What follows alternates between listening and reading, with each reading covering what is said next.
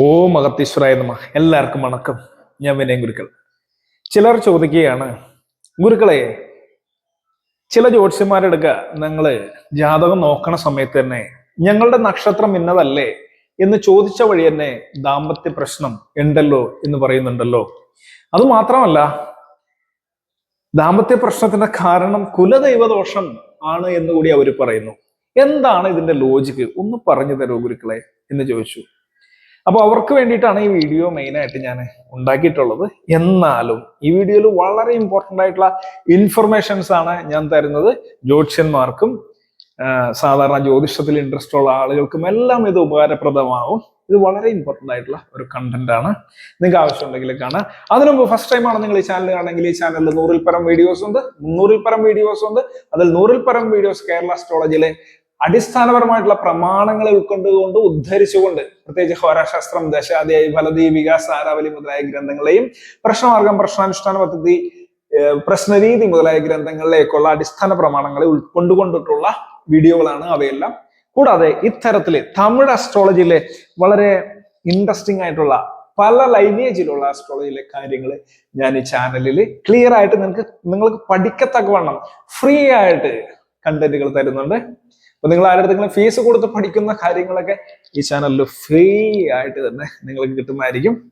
അപ്പോൾ നിങ്ങളുടെ astrological knowledge ഒരു 50% വരെ ഇത് ഉയർത്തുന്നതായിരിക്കും. അപ്പോൾ പ്രത്യേകിച്ച് ട്രഡീഷണൽ അസ്ട്രോളജേഴ്സ് ഉണ്ടെങ്കിൽ നിങ്ങൾ ഈ വീഡിയോ കാണുക, ചില കാര്യങ്ങൾ മനസ്സിലാക്കുക. അപ്പൊ നമുക്ക് നേരെ ചാനലിലെ വീഡിയോയിലേക്ക് പോകാം.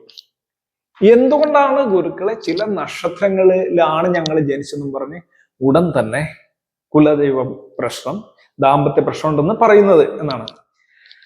അത് വേറെ ഒന്നല്ലടേ, അത് വേറെ സംഭവമൊന്നുമില്ല. ഇത് ഞാൻ മുന്നേ പറഞ്ഞിട്ടുള്ള സംഭവമാണ്. നിങ്ങൾ വളരെ ശ്രദ്ധിച്ച് സ്കിപ്പ് ചെയ്യേണ്ട കാണോട്ടെ. ഞാൻ പരമാവധി കുറച്ച് സമയത്തിനുള്ളിൽ തീർക്കാൻ നോക്കാം, ഒരു 20 മിനിറ്റിനുള്ളൊക്കെ തീർക്കാൻ നോക്കാം. പക്ഷെ ചിലപ്പോൾ സമയം കൂടി പോകും. അപ്പൊ അതുകൊണ്ട് നിങ്ങൾ സ്കിപ്പ് ചെയ്യാണ്ട് കാണണം. സ്കിപ്പ് ചെയ്യാണ്ട് കണ്ടിട്ട് ഒരു കാര്യമില്ല. കാര്യം, ഞാൻ നിങ്ങൾക്ക് മനസ്സിലാവാത്ത എന്തൊക്കെ പോയിന്റ്സ് ഉണ്ടെങ്കിലും, കോംപ്ലിക്കേറ്റഡ് ആയിട്ട് തോന്നിയാലും, ലാസ്റ്റ് വരുമ്പോൾ നിങ്ങൾക്ക് ഇതിന്റെ ആശയം കിട്ടിയിരിക്കും 100%. കാരണം ഏതൊരുത്തനും കിട്ടിയിരിക്കും. അപ്പൊ നോക്കാം. സാധാരണ രീതിയിൽ നക്ഷത്രങ്ങളുടെ കർമ്മ പരാശരം വരാഹം തിരിച്ചേക്കുന്നത് എങ്ങനെയാ? അശ്വതി, മകം, മൂലം, ഭരണി, പൂരം, പൂരാടം, കാർത്തിക, ഉത്തരോത്രാടം, രോഹിണി, അത്തം, തിരുവോണം, മകീരം, ചിത്തിര, അവിട്ടം, തിരുവാതിര, ചോതി, ചതയം, പുണർവ, വിശാഖ, പുരുട്ടാതി, പൂയം, അഴം, ഉത്രട്ടാതി, ആയില്യം, കേട്ട, രേവതി. ഇത്തരത്തിൽ തിരിച്ചുകൊണ്ട് അശ്വതി, മകം, മൂലം കേതു, ഭരണി, പൂരം, പുടാൻ ശുക്രൻ, കാർത്തിക, ഉത്രാടം സൂര്യൻ, രോഹിണി, അത്തം, തിരുവോണം ചന്ദ്രൻ, മകീരം, ചിത്ര, അവിട്ട ചൊവ്വ, തിരുവാതിര, ചോതി, ചതയം രാഹു, പുണർവ, വിശാഖ, പുരുട്ടാതി വ്യാഴം, പൂയം, ഉത്രട്ടാതി ശനി, ആയില്യം, കേട്ട, രേവതി ബുധൻ. അപ്പോ യഥാർത്ഥത്തില് പരാശരരും വരാഹമിഹിരരും പറഞ്ഞ ഗ്രഹങ്ങൾക്ക് ഉള്ള നക്ഷത്രം, അതായത് ചന്ദ്രൻ ഓടുന്ന പാതയിലുള്ള നക്ഷത്രം വളരെ ലോജിക്കായിട്ടാണ് പറഞ്ഞത്. ഒരു നക്ഷത്രത്തിൽ ജനിക്കുകയാണെങ്കിൽ ചന്ദ്രൻ ആ ദിവസം നിൽക്കുന്ന നക്ഷത്രമാണ്. ചന്ദ്രനാണ് നിങ്ങളുടെ മതി. വിധിയെ മതിയാൽ എന്നൊക്കെ പറഞ്ഞിട്ട് പല ഇതുണ്ട്, കേട്ടിട്ടുണ്ടാവുമായിരിക്കും. ബുദ്ധിയുള്ളവർക്ക് എന്ത് ചെയ്യാൻ പറ്റും? മതിയെ നമ്മൾ ആക്ടിവേറ്റ് ചെയ്താലേ മതിയാൽ വിധിയെ വെല്ലലാം എന്ന് പറയുന്ന അത്. അപ്പൊ ചന്ദ്രൻ പോണത് ഇത് വളരെ ലോജിക്കാണ്. ചന്ദ്രൻ പോകുന്ന പാതയിലുള്ള നക്ഷത്രങ്ങളാണ് 27 അതുകൊണ്ട് ഇതിന്റെ ഡിറക്ഷൻസ്, ഓരോ നക്ഷത്രം ഇങ്ങനെ പ്രപഞ്ചത്തിൽ ഇങ്ങനെ ചുറ്റിക്കിടക്കുന്ന, ചന്ദ്രന്റെ പാതയിൽ ചുറ്റിക്കിടക്കുമ്പോൾ ഇതിന്റെ ഡിറക്ഷൻസ് ഓരോ രാശികളില് നക്ഷത്രം കേന്ദ്രത്തിലേക്കായിരിക്കുമല്ലോ, കേന്ദ്രത്തിലല്ല ത്രികോണത്തിലേക്കായിരിക്കുമല്ലോ എന്റെ ദൃഷ്ടി വരുന്ന ആംഗിൾ അനുസരിച്ചിട്ട് കറക്റ്റ് ഉള്ള ആ ആംഗിളിലുള്ള നക്ഷത്രമാണത്. ഇത് വളരെ കൃത്യമായിട്ടുള്ള ഒരു ലോജിക്കാണ് ഇത്. അപ്പോ ഇത്തരത്തിൽ നമ്മൾ എടുക്കുമ്പോൾ കർമ്മ നക്ഷത്രങ്ങൾ എന്നും പറഞ്ഞ പുതിയൊരു ഡീവിയേഷൻ, ഇത് പുതിയതാണ് കേട്ടോ, എക്സ്ട്രീംലി പുതിയത്. ഇത് ഞാൻ മുന്നേ പറഞ്ഞിട്ടുണ്ട്. ഞാൻ സമയം പോയെങ്കിലും നോട്ട് ചെയ്ത് പറയാം, എന്നാലേ പോയിന്റിലേക്ക് എത്താൻ പറ്റുള്ളൂ. മോഡേൺ ആയിട്ടുള്ള ഒരു കോൺസെപ്റ്റ്, അത് ചിലർ കണ്ടുപിടിച്ചതാണ്. തമിഴ്നാട്ടിലാണ് അത് കണ്ടുപിടിച്ചത്. പല സ്ഥലത്തും കേരളത്തിലും പല ജ്യോതിഷന്മാരും ഉപയോഗിക്കുന്നുണ്ട് ഈ കോൺസെപ്റ്റ്. ഇത് ഒറിജിൻ തമിഴ്നാടാണ്. ഏതൊക്കെയാ നക്ഷത്രം എന്ന് പറഞ്ഞു കഴിഞ്ഞാല് അതിങ്ങനെ ഇതും വരയ്ക്കണ്ടേ, വരച്ച സ്ഥിതിക്ക് എഴുതാം. 8ആയിട്ട് തിരിക്കുക. അങ്ങനെ അശ്വതി, ഭരണി, കാർത്തിക, രോഹിണി, മകീരൻ, തിരുവാതിര, പുണർദം, പൂയം. പെട്ടെണ്ണല്ല. എന്നിട്ട് എന്ത് ചെയ്താൽ മതി? ഇവിടെ സൂര്യൻ, ചന്ദ്രൻ, ചൊവ്വ, ബുധൻ, വ്യാഴം, ശുക്രൻ, ശനി, രാഹു. കേതുവിന് നക്ഷത്രം കൊടുത്തിട്ടില്ല. ഇത് നക്ഷത്രം കൊടുത്തെന്ന് പറഞ്ഞാൽ നക്ഷത്രത്തിന്റെ കർമ്മം എന്നാണ് പറയുന്ന, കർമ്മ നക്ഷത്രം. അതായത് അശ്വതി നക്ഷത്രത്തിൽ ജനിച്ചാൽ സൂര്യന്റെ കർമ്മമായിട്ട് പിറന്നു എന്നാണ് പറയുന്ന. ആക്ച്വലി പരാശരന്റെ കോൺസെപ്റ്റ് സൂര്യന്റെ കർമ്മമുള്ള നക്ഷത്രം ഏതാണ്? കാർത്തിക, ഉത്രം, ഉത്രാടം. ഇത് വാൻമണ്ഡലത്തിൽ നമ്മൾ നോക്കുമ്പോൾ നമുക്ക് അറിയാൻ പറ്റും. ഈ കോൺസെപ്റ്റ് ചിലർ ഉപയോഗിക്കുന്നുണ്ട്. ഇപ്പൊ നമ്മളൊരു പുതിയ ഒരു സംഭവം കണ്ടുപിടിച്ചിട്ട് എവിടെന്നെങ്കിലും ഒരു ഐഡിയ കിട്ടിയിട്ട് നമുക്ക് വേണമെങ്കിൽ അസ്ട്രോളജി പല തരത്തിലും ഉണ്ടാക്കാം. അപ്പോൾ ഇത്തരത്തില് ഈ അസ്ട്രോളജിയുടെ ഒക്കെ പ്രത്യേകത എന്താന്ന് പറഞ്ഞാൽ പറയുന്ന ഫലമെല്ലാം ശരിയായിട്ട് കേൾക്കുന്നവന് തോന്നും. കാര്യം പൂർവ്വജന്മത്തില് നിങ്ങൾക്ക് ഇന്നൊരു വിഷയമുണ്ട്, നിങ്ങളൊരു പട്ടീനെ തല്ലിക്കൊന്നില്ലേ കഴിഞ്ഞ ജന്മത്തില്, അതുകൊണ്ട് നിന്നെ പട്ടി കടിച്ചിട്ടുണ്ടാവും, അല്ലെങ്കിൽ പട്ടി കടിക്കും എന്നുള്ള കാര്യങ്ങള് എന്നുള്ള തരത്തില് ഉദ്ദേശിച്ചതല്ല. നിങ്ങൾ ആരെങ്കിലും പറ്റിച്ചുകൊണ്ട് നിന്നെ ആരെങ്കിലും ഈ ജന്മത്തിൽ പറ്റിക്കും എന്നുള്ള കർമ്മ. ആയി കഴിഞ്ഞിട്ട് ആയില്യം, മകം, പൂരം, ഉത്രം, അത്തം, ചിത്തിര, ചോതി, വിശാഖം. അപ്പൊ അത് കഴിഞ്ഞിട്ട് എന്ന് പറഞ്ഞാൽ കൺഫ്യൂഷൻ ആവണ്ട. ഇവിടെ വരെ അശ്വതി, ഭരണി, കാർത്തിക, രോഹിണി, മകീരം, തിരുവാതിര, പുണർദം, പൂയം, ആയില്യം, മകം, പൂരം, ഉത്രം, അത്തം, ചിത്ര, ചോതി, വിശാഖം, അനിഴം, തൃക്കേട്ട, മൂലം, പൂരാടം, ഉത്രാടം, തിരുവോണം, അവിട്ടം, ചതയം, ഉരുട്ടാതി, ഉത്രട്ടാതി, രേവതി. അപ്പൊ നിങ്ങൾ നോക്കിക്കൊള്ളണം. പെട്ടെന്ന് ഏതെങ്കിലും ഒരു ജോത്സ്യം നിങ്ങൾ എടുത്ത് പറയണേ, ഏതെങ്കിലും ഒരു നക്ഷത്രം എടുക്കാം. ഇപ്പൊ അനിയുടെ നക്ഷത്രത്തിൽ ജനിച്ചതുകൊണ്ട് നിങ്ങൾക്ക് സൂര്യന്റെ കർമ്മപ്പതിവ് ഉണ്ടെന്ന് പറഞ്ഞ ഇതാണ് അതിന്റെ ഒരു റൂള്, തിയറി. ഇത് ഉണ്ടാക്കിയവര് കൊടുത്ത റൂളാണ്, പരാശര വരാഹമിഹിറിന് കൊടുത്തതല്ല. അപ്പൊ അനിയുടെ നക്ഷത്രത്തിലാണെങ്കിൽ സൂര്യന്റെ കർമ്മപ്പതിവ്, അപ്പൊ മൂല നക്ഷത്രത്തിലാണെങ്കിൽ ചൊവ്വയുടെ കർമ്മപ്പതിവ് എന്നും പറഞ്ഞിട്ട് ഏത് നക്ഷത്രം എടുത്താലും നിങ്ങൾക്ക് കിട്ടും ഓരോന്നിന്റെ കർമ്മപ്പതിവ്. ഇപ്പൊ അത്തം നക്ഷത്രമാണെങ്കിൽ ഗുരുവിന്റെ കർമ്മപ്പതിവ്. ഇത്തരത്തില് നിങ്ങൾക്ക് വളരെ ക്ലിയർ ആയിട്ട് എടുക്കാനായിട്ട് സാധിക്കും. മനസ്സിലായല്ലോ? ഇതിങ്ങനെ നേരെ കൊടുത്തോണ്ട്. അപ്പൊ ആദ്യത്തെ ക്വസ്റ്റ്യനുള്ള ആൻസർ ഇതിൽ നിന്ന് തന്നെ നിങ്ങൾക്ക് കിട്ടി. എന്ത്? ചില നക്ഷത്രങ്ങൾ എന്ന് പറഞ്ഞാൽ പലരും ചോദിച്ച നക്ഷത്രക്കാരെ ഏതൊക്കെയായിരുന്നു എന്നറിയാവോ? തിരുവാതിര, ഇവർക്കാണ് സംശയം കൂടുതൽ. തിരുവോണം, ചിത്തിര, ഈ നക്ഷത്രങ്ങൾ ഇവിടെ വന്നു കഴിഞ്ഞാൽ ഏതാണ്? തിരുവാതിര നക്ഷത്രം രാഹുവിന്റെ നക്ഷത്രം, തിരുവോണം നക്ഷത്രം ചന്ദ്രന്റെ നക്ഷത്രം, രോഹിണിയത്തം തിരുവോണം, ചിത്തിര നക്ഷത്രം ചൊവ്വയുടെ നക്ഷത്രം. ഇതായിരുന്നു നക്ഷത്രം. പക്ഷെ ഇങ്ങനെ ചാർട്ട് ഒരെണ്ണം നീക്കിട്ട് 8ആയിട്ട് കണ്ടിച്ച് കൊടുത്തേക്കണോണ്ട് ഇതിൽ വന്നേക്കണത് 8ആയിട്ട് എടുത്ത് കേതുവിനെടുത്ത് മാറ്റുകയും ചെയ്തു. അങ്ങനെ കണ്ടിച്ച് നേരെ സൂര്യൻ, ചന്ദ്രൻ, ചൊവ്വാന്ന് ഇങ്ങനെ കൊടുത്തപ്പോ ഇതിൽ വന്നേക്കണ നക്ഷത്രം അതാന്ന് പറഞ്ഞ തിരുവാതിര, തിരുവോണം, ചിത്തിര. ഈ 3 നക്ഷത്രം വന്നേക്കണേതാന്ന് നോക്കിയേ. തിരുവാതിര, ചിത്തിര, തിരുവോണം. ഷോർട്ടായിട്ട് ഏതെങ്കിലും നിങ്ങൾ എഴുതി പഠിക്കാട്ടാ. ഇത് ശുക്രന്റെ നക്ഷത്രമാണ്. അപ്പൊ ശുക്രന്റെ കർമ്മത്തെ വാങ്ങിന്ന്. ശുക്രന്റെ കർമ്മം വാങ്ങാന്ന് പറഞ്ഞാൽ എന്താ? ശുക്രന്റെ നെഗറ്റീവ് കർമ്മം വാങ്ങിയെന്നാണ് ഈ കർമ്മ അസ്ട്രോളജേഴ്സ് പറയുള്ളൂ. പോസിറ്റീവ് കർമ്മം വാങ്ങിന്ന് പറയില്ല. എന്നാൽ പരാശരര് പറയുന്നത് നിങ്ങള് ശുക്രന്റെ നക്ഷത്രമായ ഭരണി, പൂരം, പുരാടമാണ് നമ്മളുടെ ഒറിജിനൽ ശുക്രന്റെ നക്ഷത്രം. അതില് ജനിച്ചു കഴിഞ്ഞാൽ നിങ്ങൾക്ക് ശുക്രന്റെ കർമ്മം ഉണ്ടാവും. അത് പോസിറ്റീവ് ആണോ നെഗറ്റീവ് ആണോ എന്നറിയണമെങ്കിൽ ഈ നക്ഷത്രത്തില് എത്രാം ഭാവത്തിലാണ് ചന്ദ്രൻ നിൽക്കണേന്ന് അറിയണം. ഇത് ഇപ്പൊ ശുക്രന്റെ നക്ഷത്രം ഭരണിയാണെങ്കിൽ അവിടെ ഏത് രാശിയിലാണ്, ആ തരത്തിലാണ് നമ്മൾ എടുക്കുന്നത്. നോക്കിയോ, ഭരണി, ശുക്രന്റെ നക്ഷത്രം ഇവിടെ വരും, ഭരണി, പൂരം ഇവിടെ വരും, ട്രയാങ്കിൾ ആയിട്ട് വരുള്ളത്. പൂരാട് ഇവിടെ വരും, കണ്ട ത്രികോണമാണ് വരുന്നത്. അപ്പൊ ഈ രാശി ഏതാന്ന് പറഞ്ഞാൽ ഞാൻ പറഞ്ഞിട്ടുണ്ട് ഫീച്ചേഴ്സ്. ഭോജരാശിയാണ്, ചരരാശിയാണ്, നെരുപ്പ് രാശിയാണ്, ധർമ്മരാശിയാണ്, ധാതുരാശിയാണ്. ഇത്തരത്തിൽ പറഞ്ഞിട്ടുണ്ട്. ഈ രാശി ആകുമ്പോഴത്തേക്ക് മാറി. അപ്പൊ ഈ ഫീച്ചേഴ്സ് ഒക്കെ വരും. ഇതിനെ തേടിയായിട്ടായിരിക്കും ഇവര് പോയിണ്ടാവുക. അത് എത്രാം ഭാവമാണെന്ന് നോക്കി. ഇപ്പൊ ലഗ്നത്തിന്റെ 4ആം ഭാവമാണെങ്കിൽ ഈ ചന്ദ്രന്റെ നക്ഷത്രം ആണ്, അവിടെ ചന്ദ്രൻ ഇരിക്കും. അപ്പൊ ഇവിടെ 7ആം ഭാവാധിപതി 4 ഇരിക്കുന്നു. ഭർത്താവ് കുടുംബത്തിലേക്ക് നമ്മളെ പെണ്ണ് ചോദിച്ചുകൊണ്ട് വരാം, നമ്മളെ തേടി വരാം, ധനമായിട്ട് വരാം, നമ്മളെ പരിചയമുള്ള ആളായിട്ട് വരാം. ഇരിക്കുന്ന സ്ഥാനം ശുക്രന്റെ നക്ഷത്രത്തിലാണ്, 4ാമത്തെ രാശിയിലാണ്. അങ്ങനെ ഡീകോഡ് ചെയ്ത് നമ്മൾ വളരെ ലോജിക്കായിട്ട് പരാശര മെത്തേഡിലും മിഹിര മെത്തേഡിലും പറയുന്നു. എന്നാൽ ഇവിടെ ഇതൊന്നും ഇതിനൊക്കെ ഈ പോയിന്റ്സ് ബാക്കിയുള്ള ഇന്റർ കണക്ഷൻസ്, എത്ര ഇന്റർ കണക്ഷൻസ് ഉണ്ട് എന്ന് ചോദിക്കുകയാണെങ്കിൽ മൊട്ടയായിട്ട് വെറുതെ ഞാനൊരു സംഖ്യ പറയാണ്, 108 വേരിയബിൾസിനെ എങ്കിലും പാത്ത് വേണം ജാതകം പറയാൻ വേണ്ടിയിട്ട്. 108 പാക്കണം എന്ന് പറഞ്ഞു കഴിഞ്ഞാൽ വേണ്ട. രാശിയുടെ ഫീച്ചേഴ്സ് തന്നെ ഒരു 32 എടുത്തോ, ഗ്രഹങ്ങളുടെ ഫീച്ചേഴ്സ് തന്നെ 32 എടുത്താൽ തന്നെ 64 ഫീച്ചേഴ്സ് ആയി.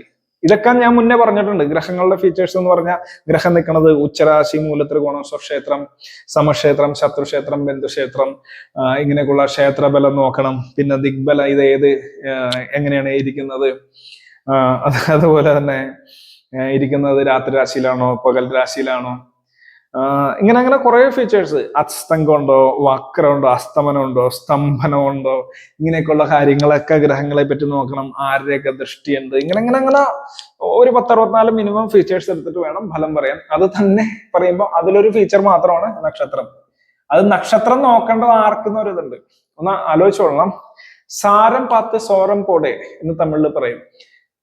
സാരം എന്ന് പറഞ്ഞാൽ നക്ഷത്രം, നക്ഷത്രത്തെ നോക്കി. സാരം എന്ന് പറഞ്ഞാൽ താരം എന്നുള്ളതെന്ന് പറയില്ല, താരം, അതിന്റെയാണ് സാരം. സാരം പത്ത് സ്വരം പോലെ എന്ന് പറഞ്ഞാൽ അത് ആർക്കുന്നുണ്ട്, ആർക്ക് രാശിയെ അടിസ്ഥാനമാക്കി നോക്കണം, അതിനൊരു കണക്കുണ്ട്. അതിനാണ് ബേസിക് രാശികളുടെ പ്രത്യേകത പഠിക്കുന്നത്. എല്ലാവർക്കും പോയിട്ട് നമ്മള് നക്ഷത്രത്തെ നോക്കി ഫലം എടുത്തു കഴിഞ്ഞാൽ ശരിയാവില്ല. കാരണം അത് പ്രത്യേകിച്ച് പരാശരർ പറഞ്ഞു പോയിട്ടുണ്ട്. ഇങ്ങനെയുള്ള കീ ആയിട്ടുള്ള പോയിന്റ്സുകളാണ് മറ്റുള്ളവർക്ക് അറിയാത്തത് പലർക്കും. അപ്പൊ എനിക്കറിയാം എന്നുള്ളതല്ല, പലർക്കും അറിയാത്ത, പലർക്കും അറിയാവുന്ന ആളുകളുണ്ട്. അപ്പൊ സാരം എന്തിനെടുക്കണം, സാരം എടുക്കേണ്ട ചില വിഷയങ്ങൾ മാത്രമേ ഉള്ളൂ. അപ്പൊ സാരം മാത്രമാണ് ഇപ്പൊ രാശിക്ക് ഉള്ള ഫീച്ചേഴ്സ് ഇമ്പോർട്ടന്റ് അല്ലേ, ഇമ്പോർട്ടന്റ് ആണ്. ഗ്രഹം നിൽക്കണം ഭാവത്തിന്റെ ഫീച്ചേഴ്സ് ഇമ്പോർട്ടന്റ് ആണ്, പരിവർത്തനം ഇമ്പോർട്ടന്റ് ആണ്, എല്ലാം ഇമ്പോർട്ടന്റ് ആണ്. ഓരോന്നിനും ഓരോ ഫലമാണ്.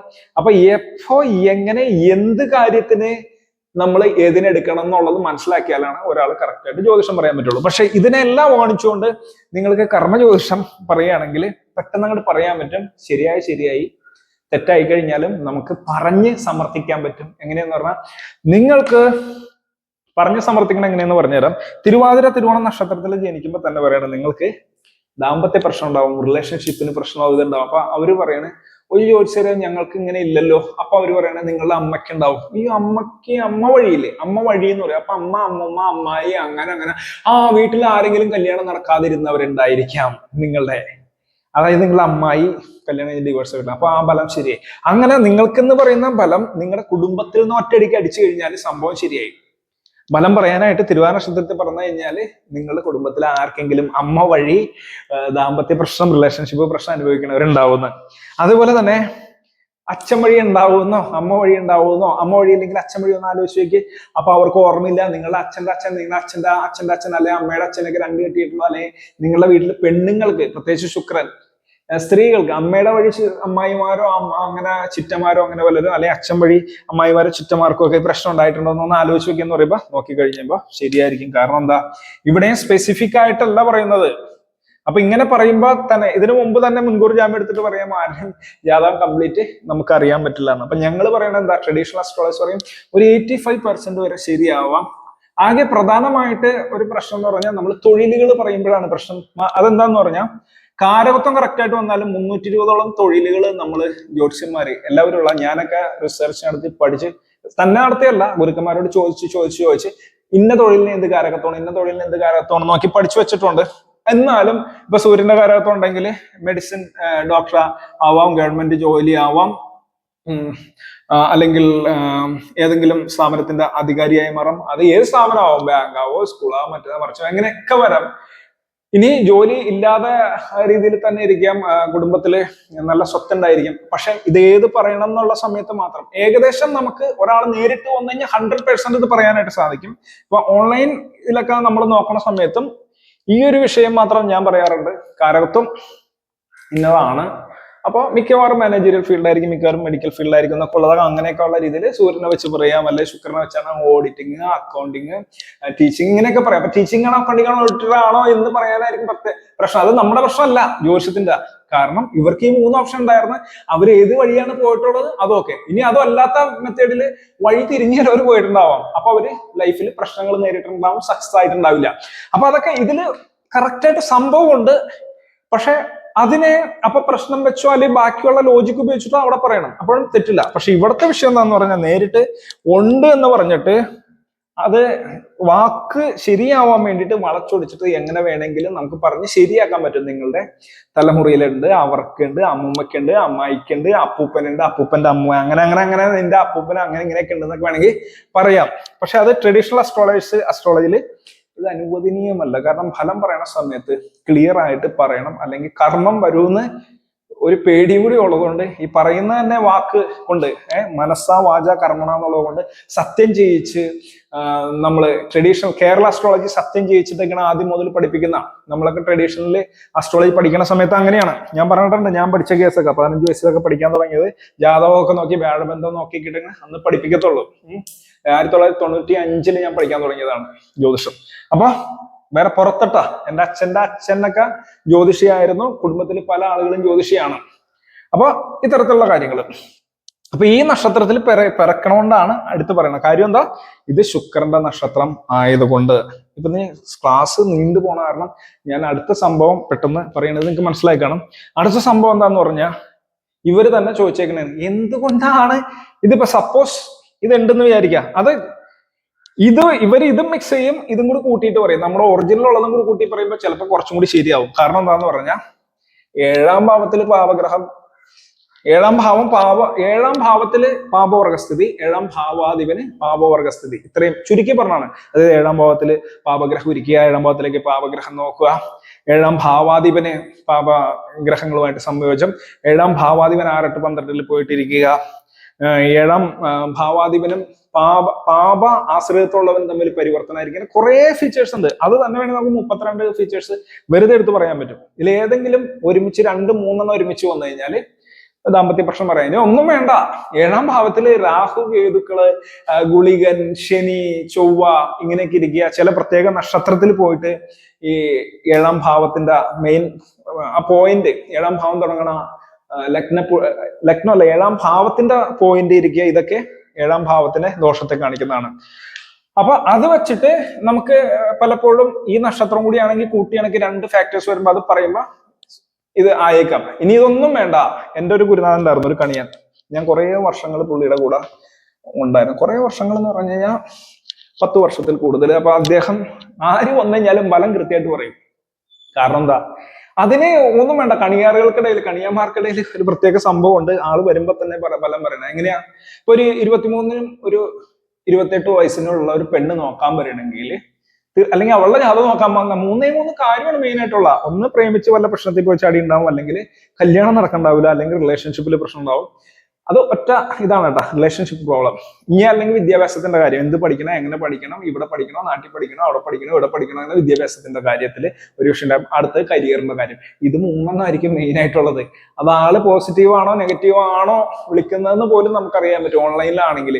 അല്ലാത്ത രീതിയിൽ നോക്കുകയാണെങ്കിൽ വല്ല രോഗം വന്നിട്ടൊക്കെ ചിലര് വിളിച്ചെന്നൊക്കെ ഇരിക്കും. നേരിട്ട് വരുമ്പോഴത്തേക്കും ക്ലിയർ ആയിട്ട് അറിയാൻ പറ്റും. അത് പറയാനൊന്നും ഇത്ര വലിയ പാടൊന്നും വേണ്ട. നേരെ ആ സബ്ജക്ട് പറഞ്ഞാൽ മതി.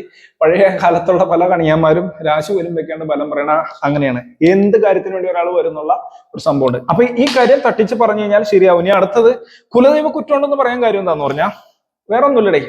അപ്പൊ നിങ്ങൾ ആലോചിക്കും, ഒരു 10 മിനിറ്റ് കൂടി ഞാൻ എടുത്ത് പറഞ്ഞു തീർക്കിയത് 1 മണിക്കൂർ 2 മണിക്കൂർ പറയേണ്ട സബ്ജക്റ്റ് ആണ്. ബോറടിക്കാണ്ട് കണ്ടോളൂ. സ്കിപ്പ് ചെയ്ത് കഴിഞ്ഞാൽ നിങ്ങൾക്ക് ഈ പോയിന്റ് കിട്ടത്തില്ല. കുറച്ച് സമയം. ഇന്ന് എന്തായാലും ഹോളിഡേ ആണ്. ഈ വീഡിയോ എന്തായാലും അപ്ലോഡ് ചെയ്യുക. ഞായറാഴ്ച വല്ല അപ്ലോഡ് ചെയ്യുന്നത് കൊണ്ട് നിങ്ങൾക്ക് ഇത് സമയം പോലെ ഇരുന്ന് കാണാം.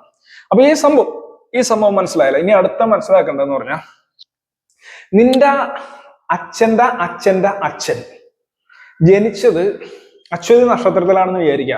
അപ്പൊ നീ പോയി അശ്വതി നക്ഷത്രത്തിൽ ജനിച്ചാൽ നിന്റെ അച്ഛന്റെ അച്ഛന്റെ അച്ഛൻ, ഈ പറഞ്ഞ ആള് ചെയ്ത കർമ്മത്തിന്റെ എഫക്റ്റ് നിനക്കുണ്ടാവുന്നു. ആ കർമ്മപ്പതിവ് വാങ്ങിയിട്ടാണ് നീ വന്നേക്കണേ, അല്ലെങ്കിൽ അപ്പൂപ്പന്റെ കർമ്മശാപം വാങ്ങിയിട്ട് നീ വന്നേക്കണം എന്നൊരു കണക്ക്. ഈ ഒരു ലോജിക്ക് എടുത്തിട്ടാ അത് ഇവിടെ ഉള്ള പല ആൾക്കാരും പറയണതാണ്. കാരണം എന്താ, വളരെ സിമ്പിൾ ആണ്. നിന്റെ അച്ഛൻ, നിന്റെ അച്ഛന്റെ അച്ഛൻ, നിന്റെ അച്ഛന്റെ അച്ഛന്റെ അച്ഛൻ എന്ന് പറഞ്ഞു കഴിഞ്ഞാല് ഈ 3ാമത്തെ തലമുറയിലുള്ളവർ വീണ്ടും ജനിക്കുകയാണെങ്കിൽ പുനർജനിക്കുന്നൊക്കെ ഉള്ളൊരു ചിന്തയുണ്ട്. ചുരുക്കി പറഞ്ഞാൽ നിന്റെ അപ്പൂപ്പന്റെ അച്ഛൻ ആയിരിക്കാൻ ചിലപ്പോൾ നീ എന്ന് പറയുന്ന ഒരു കോൺസെപ്റ്റ് ഉണ്ട്. അത് വെച്ചിട്ടാണ്. അപ്പൊ അങ്ങനെയാണെങ്കിൽ നിന്റെ അപ്പൂപ്പന്റെ അച്ഛനാണ് നീയായിട്ട് വീണ്ടും പുനർജനിക്കുകയാണെങ്കിൽ ആ അപ്പൂപ്പന്റെ അച്ഛൻ ചെയ്ത എല്ലാ കർമ്മങ്ങളും പോസിറ്റീവും നെഗറ്റീവും നിനക്ക് ഉണ്ടാവില്ല എന്നുള്ളൊരു ലോജിക്ക്. ഇതുമല്ലെങ്കിൽ നിന്റെ ഒരു ജെനറ്റിക്കലി നിനക്ക് നിന്റെ അച്ഛന്റെയും നിന്റെ അപ്പൂപ്പന്റെയും ഒക്കെ കാര്യങ്ങൾ നിന്റെ ജീനിൽ ഉണ്ടാവും എന്നുള്ള വേറൊരു തരത്തില് ലോജിക്ക്. എന്തായാലും പുനർജന്മത്തെ കുറിച്ച് കൂടുതൽ ഒക്കെ പറയേണ്ടി വന്ന കാരണം അതില്ല. ഇത് എന്തിനാ പറഞ്ഞെന്ന് പറഞ്ഞാൽ ഓരോ ഗ്രഹങ്ങളും ഓരോ നക്ഷത്രത്തിലാണ് ജനിച്ചിരിക്കുന്നത്. ഇപ്പൊ സൂര്യൻ ജനിച്ചിരിക്കുന്ന നക്ഷത്രം അത്തം, ചന്ദ്രൻ ജനിച്ചിരിക്കുന്ന നക്ഷത്രം മൃഗശീർഷം, അതായത് മകീരം. അപ്പൊ ഇങ്ങനെ ആകുമ്പോ എല്ലാം ഈ വീഡിയോയിൽ ഞാൻ പറയുന്നില്ല, കുറച്ച് സസ്പെൻസ് കിട്ടെ, അടുത്ത വീഡിയോകളിലെല്ലാം പറഞ്ഞുതരാം. ശുക്രൻ ജനിച്ചിരിക്കുന്ന ആ പോയിന്റ് അതിലേക്ക് പോയാൽ കുറച്ചും കൂടി ഒരു വേറൊരു സാധനം ഇതിൽ പറയാനുണ്ട്. അതായത് വട്ടാരം പറയാനുണ്ട്, അത് ഞാൻ പിന്നെ പറഞ്ഞുതരാം. ശുക്രൻ നിൽക്കുന്നത് ജനിച്ച നക്ഷത്രം മകമാണ്. അപ്പൊ ശുക്രൻ ജനിച്ച നക്ഷത്രം അതാണ് മകമാണ്. മകം നക്ഷത്രത്തിലാണ് ശുക്രൻ ജനിച്ചത്. അപ്പൊ മകം നക്ഷത്രത്തിൽ ശുക്രൻ ജനിച്ച കാരണം ശുക്രൻ വാങ്ങി വന്നിരിക്കുന്ന കർമ്മം ആരെന്ന് നോക്കിയേ. ഈ മകം നക്ഷത്രം അശ്വതി, ഭരണി, കാർത്തിക, രോഹിണി, മകരം, തിരുവാതിര, പുണർന്നു പോയം അതിലെ മകം നക്ഷത്രം ചന്ദ്രന്റെ നക്ഷത്രമാണ്.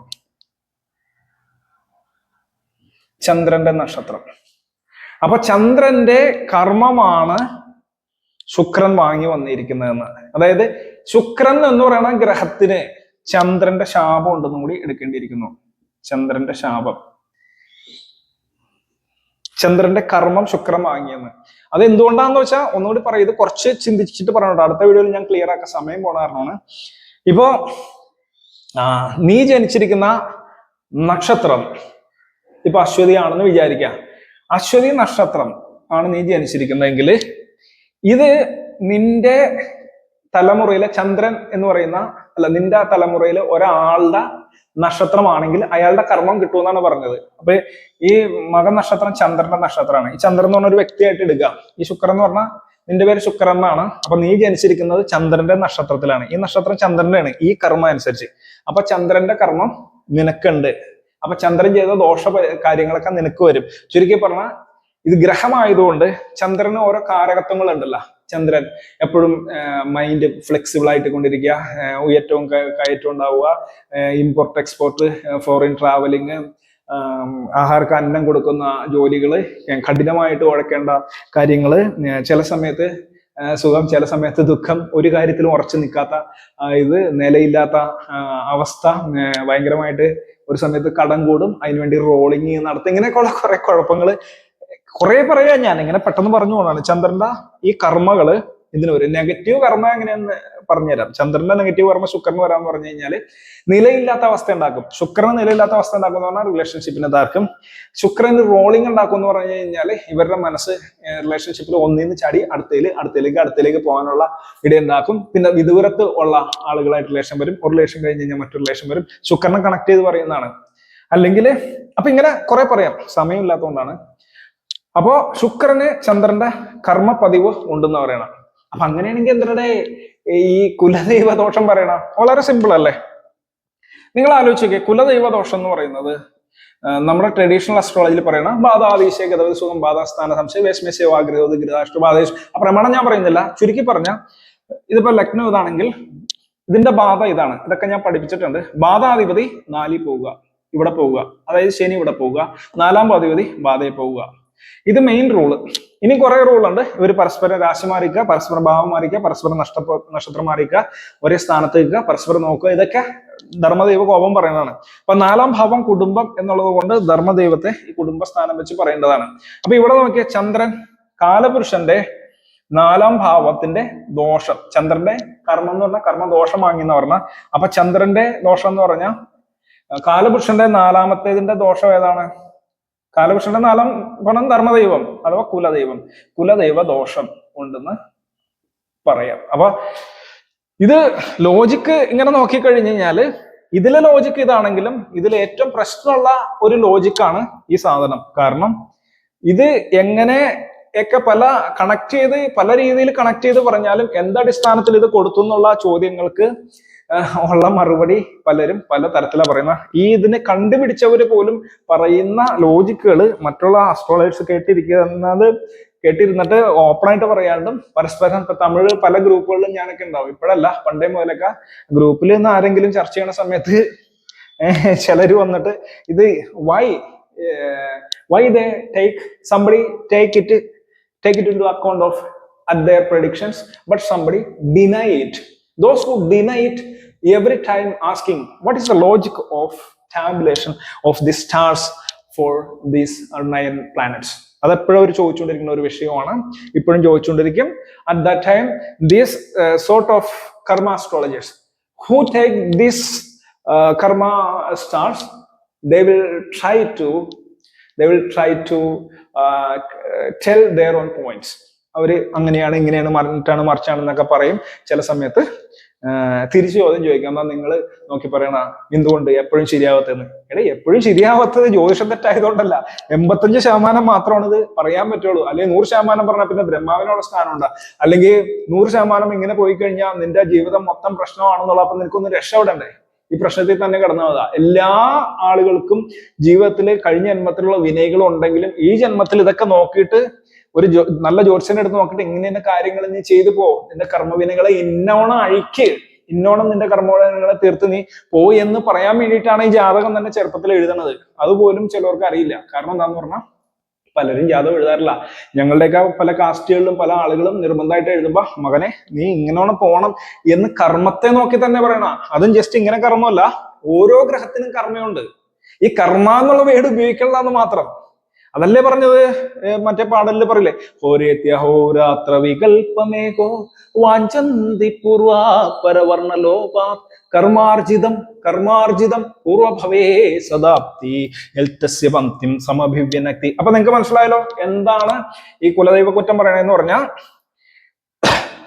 ഒന്നാമത്തെ കാര്യം, ഈ 3 നക്ഷത്രക്കാർക്കാണ് പറയണമെങ്കിൽ ഈ 3 നക്ഷത്രക്കാർ ശുക്രന്റെ ബാഡ് കർമ്മ വാങ്ങി എന്നുള്ള പോയിന്റ് ആണ് ഈ കർമ്മ അസ്ട്രോളജേഴ്സ് പറയുന്നത്.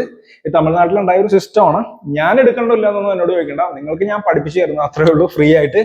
രണ്ടാമത്തെ കാര്യം, ഈ കർമ്മ കുലദൈവ പ്രശ്നം ചന്ദ്രന്റെ കർമ്മ വാങ്ങി എന്ന് പറയാൻ കാര്യം എന്താന്ന് പറഞ്ഞാൽ ചന്ദ്രന്റെ നക്ഷത്രത്തിലാണ് ശുക്രൻ ജനിച്ചിരിക്കുന്നത്. അതുകൊണ്ടാണ്. അതും മറ്റേ ഇതിലല്ല. മറ്റേതിൽ പറയണെങ്കിൽ ഞാൻ പുതിയൊരു അസ്ട്രോളജി ഞാൻ തന്നെ ഉണ്ടാക്കിയിട്ട് വിനയൻ ഗുരുക്കൾസ് അസ്ട്രോളജി അല്ലെങ്കിൽ വീട്ടാർക്ക് അസ്ട്രോളജി എന്നൊക്കെ പറഞ്ഞിട്ട് പുതിയ സാധനമൊക്കെ ഉണ്ടാക്കാൻ വലിയ പണിയൊന്നുമില്ല. അതിനെപ്പറ്റി ഇനി കൂടുതൽ വീഡിയോകൾ ചെയ്യേണ്ടിയിരിക്കുന്നു. സമയമില്ലാത്തതുകൊണ്ട് ഞാനത് പറഞ്ഞു പോകുന്നു. അപ്പോ ഇനി ഇതിന്റെ ഒരു കോൺസെപ്റ്റിന്റെ അടുത്ത സംഭവം എന്ന് പറഞ്ഞാൽ ഇത് മാത്രം വെച്ചുകൊണ്ടല്ല, ഈ ശുക്രൻ എവിടെ പോയി, ഈ ശുക്രനെ ഇപ്പൊ ചന്ദ്രന്റെ കർമ്മം വാങ്ങി നിന്നതുകൊണ്ട് ഈ കർമ്മദോഷം വരുന്നു. ഇനി ആർക്കൊക്കെ ഈ ദോഷം എങ്ങനെയൊക്കെ പറയാം എന്ന് പറയുന്ന ഒരു കണക്കുണ്ട്. ആർക്ക് പറയണം, എങ്ങനെ പറയാം, അത് ഭാവം നോക്കി പറയണോ? ഒരു ഹിന്ദു കൂടി തന്നിട്ട് പറയാം. ഇപ്പൊ ശുക്രന്റെ അതാണ് പറഞ്ഞ, ഇവർ ഇതും എടുക്കും അതും എടുക്കും. അപ്പൊ ഭരണി പൂരാട നക്ഷത്രത്തിലാണ് നിങ്ങളുടെ ലഗ്ന പുള്ളിയെങ്കിൽ അപ്പോഴും ഇവര് ഈ സാധനം തന്നെ അടിച്ചുവിടും. അത് കർമ്മ അസ്ട്രോളജി ഇത് തന്നെ പറയാനുള്ള സാധ്യത കൂടും. അത് തെറ്റാണോ ശരിയാണെന്നല്ല പറഞ്ഞാൽ ഇവര് പറയും. നിങ്ങൾ എന്നോട് ചോദിച്ച ആളുകൾക്കാണ് ഈ ഉത്തരം. അത് കാരണം എന്താന്ന് പറഞ്ഞാൽ ലഗ്നപ്പുള്ളി എന്ന് പറഞ്ഞാൽ ലഗ്നം നിൽക്കുന്ന സ്റ്റാർ ഭരണി പൂരം പൂരാടം ആണെങ്കിൽ കൂടിയും ഇത് പറയുന്നു. കാര്യം എന്താ? ശുക്രന്റെ കർമ്മം വാങ്ങിയ ചന്ദ്രന്റെ ശാപം ഉണ്ടാവുന്ന. ഇങ്ങനെ നോക്കുകയാണെങ്കിൽ ഉണ്ടല്ലോ ഭയങ്കര വിറ്റാണ്. ഇങ്ങനെ നോക്കുകയാണെങ്കിൽ അതും കൂടി ഞാൻ പറഞ്ഞു തീർത്താണ്. ഈ 9 ഗ്രഹങ്ങളും ഓരോ ഗ്രഹവും ഓരോ ഗ്രഹത്തിന്റെ ശാപം വാങ്ങിയിട്ടുണ്ട്. ഈ ഗ്രഹങ്ങൾ പോയിട്ട് ഏതെങ്കിലുമൊക്കെ ഭാവത്തിൽ നിൽക്കും. അപ്പൊ ആ ഭാവം ഏത് ഭാവത്തിലാണ് നിൽക്കണം, അവർക്കൊക്കെ ഉറവുകളുണ്ട്. ഉറവ് എന്ന് പറഞ്ഞാൽ ഓരോ ഭാവത്തിന്റെയും, ഇപ്പൊ 4-ാം ഭാവത്തിന്റെ ഉറവാണ് അമ്മ, 7-ാം ഭാവത്തിന്റെ ഉറവാണ് മനേവി അഥവാ ഭാര്യ, 9-ാം ഭാവത്തിന്റെ ഉറവാണ് അച്ഛൻ. ഉറവെന്ന് പറഞ്ഞാൽ മനസ്സിലായല്ലോ, രക്തബന്ധത്തിലുള്ള. അപ്പൊ എല്ലാ ഭാവത്തിനും രക്തബന്ധങ്ങളുണ്ട്. എവിടെ നിന്നോ അവരുടെ രക്തബന്ധത്തിൽ അതിന്റെ ശാപം പറയേണ്ടി വരും. അതായത് ശുക്രന്റെ ശാപം കിട്ടിയേക്കണത് ചന്ദ്രന്റെ ശാപമാണെങ്കിൽ സൂര്യന് ശാപം കിട്ടിയേക്കണത് ഗുരുവിന്റെ ശാപമാണ്. അപ്പൊ സൂര്യൻ എവിടെയൊക്കെ നിൽക്കുന്നോ ഗുരുശാപം, അവർക്ക് ഗുരുശാപം, അവർക്ക് ഗുരുശാപം, അല്ലെങ്കിൽ സാമ്പത്തിക പ്രശ്നമായിരിക്കും. 3 ഇത് ഭയങ്കര സംഭവമാണ്. സൂര്യനും ചന്ദ്രനും ചൊവ്വയ്ക്കും ഗുരുശാപം കൊടുത്തിട്ടുണ്ട്. ഗുരുശാപം എന്ന് പറഞ്ഞാൽ മനസ്സിലായ, ഗുരു എന്ന് പറഞ്ഞ പണം, പെരുമ്പണം. ഗുരുശാപം കിട്ടിക്കഴിഞ്ഞ് കഴിഞ്ഞാൽ പണ്ടാറടങ്ങി കുത്തുവാളെടുത്ത് നെയ്യൊക്കെ നശിച്ച് നാറാണകല്ല് പറിക്കും. അതുകൊണ്ട് ഈ സാധനമൊക്കെ നോക്കണ സമയത്ത് വളരെ ശ്രദ്ധിച്ച് വേണം കർമ്മ അസ്ട്രോളജി നോക്കാൻ. പക്ഷെ കുറച്ചുകൂടി പോസിറ്റീവായിട്ട് എനിക്ക് തോന്നുന്നത് ഇതിലല്ല, നമ്മുടെ ട്രഡീഷണൽ അസ്ട്രോളജിയിൽ എന്താന്ന് പറഞ്ഞാൽ കുറച്ചും കൂടി കാരണം ഇത് ഉണ്ടാക്കിയത് ട്രഡീഷണൽ അസ്ട്രോളജി ഉണ്ടാക്കിയത് പരാശരന്മാരല്ലല്ലോ. അതായത് പരാശരന് അപ്പുറം ചിന്തിക്കുന്നവര് അല്ലല്ലോ. പരാശരൻ ഒക്കെ എന്ന് പറഞ്ഞാൽ സിദ്ധകളിൽപ്പെട്ടവരല്ലേ. അപ്പൊ അവരുണ്ടാക്കിയിരിക്കുന്ന അസ്ട്രോളജി അത് അത്രയും ഡീപ്പായിട്ട് ഗ്രഹങ്ങളെ വരെ അവര് തന്നെ ഗണിക്കാനുള്ള മെത്തേഡുകള് ഇപ്പൊ വരാഹമിഹിറായാലും അത്രയും രാജാവിന്റെയൊക്കെ ആ മകൻ വരാഹം പന്നി കുത്തി മരിക്കുമെന്ന് കൃത്യമായിട്ട് പ്രവചിച്ചു എന്നാണ് ഡേറ്റാസ് പറയുന്നത്. അപ്പൊ അത്രയും കൃത്യമായിട്ട് ഉണ്ടാക്കിയ കാൽക്കുലേഷൻ, അത്രയും കർമ്മയെ കുറിച്ചും അത്രയും ഡീപ്പായിട്ടും പറഞ്ഞു പോയിട്ടുള്ള അസ്ട്രോളജിയുടെ ബേസിക് പ്രമാണങ്ങൾ ഓൾറെഡി നിൽക്കുമ്പോഴാണ് ഇങ്ങനെയൊക്കെയുള്ള ഇതും വരുന്നത്. അതിന് പലരും ലോജിക്ക് പറയും, ചിലരെടുത്താൽ ശരിയാവും. ഇത് എങ്ങനെ ശരിയാവും എന്ന് പറഞ്ഞാൽ എന്തായാലും എന്തെങ്കിലും കർമ്മം ഇതിൽ കണക്റ്റഡ് ആയിട്ടുണ്ടാവും. ഇതും എടുക്കും അതും എടുക്കും, എല്ലാം കൂടി എടുത്തിട്ടും സിമ്പിൾ ആയിട്ടൊക്കെ പറയാം. പക്ഷെ ഇതൊക്കെ നിങ്ങൾ പഠിക്കേണ്ട ആവശ്യമുണ്ട്. നിങ്ങൾ ഏത് സംശയം ചോദിച്ചാലും എനിക്കറിയാവുന്ന വിഷയമാണെങ്കിൽ ഞാൻ പറഞ്ഞു തരുന്നുണ്ടല്ലോ. അതുകൊണ്ടാണ് ഈ വിഷയം പറഞ്ഞത്. ഇനി ഇതിന്റെ പറ്റിയുള്ള വീഡിയോ വീണ്ടും വേറെ ചെയ്യാം. കർമ്മയെ കുറിച്ച് നിങ്ങൾക്ക് വളരെ ക്ലിയർ ആയിട്ട് പഠിക്കാനുള്ള പല കാര്യങ്ങളും ഇതിന്റെ ബേസ് ആയിട്ട് നമുക്ക് ചെയ്യാം. ഇപ്പൊ ശുക്രൻ ഇന്ന കർമ്മയെ തരും, എങ്ങനെയാണത് കണക്കാക്കുന്നതെന്ന് പറഞ്ഞു. ഞാർക്കൊക്കെ എങ്ങനെ കർമ്മയെ ഏത് ഭാവത്തിൽ ഇരുന്നാൽ കൊടുക്കും എന്നൊക്കെയുള്ള കാര്യങ്ങൾ നമുക്ക് അടുത്ത വീഡിയോയിൽ നോക്കാം. കാരണം ഈ വീഡിയോ കുറച്ച് ലെങ്തി ആയി. ഇത് ഞായറാഴ്ച ദിവസം അപ്ലോഡ് ചെയ്യുന്നതുകൊണ്ട് നിങ്ങൾക്ക് കാണാൻ സമയം ഉണ്ടാവുന്നതായിരിക്കണം. വീഡിയോ മുഴുവൻ കണ്ടവർക്ക് മറ്റുള്ള ഈ പറഞ്ഞ മാതിരി കമന്റ് ചെയ്യാം, അല്ലെങ്കിൽ വാട്സാപ്പിൽ വന്നിട്ട് ഇതൊക്കെ ഡൗട്ടൊക്കെ ചോദിക്കാം. വല്ല ജ്യോതിഷം കൺസൾട്ടേഷൻ ആവശ്യമുണ്ടെങ്കിലും എനിക്ക് നമ്പറിൽ വാട്സാപ്പ് ചെയ്യാവുന്നതാണ്. ഇന്നേക്ക് ഇത്രയേ ഉള്ളൂ. എല്ലാവർക്കും ഒരിക്കൽ കൂടി വണക്കം. ഓം പ്രത്യക്ഷരായ നമഃ.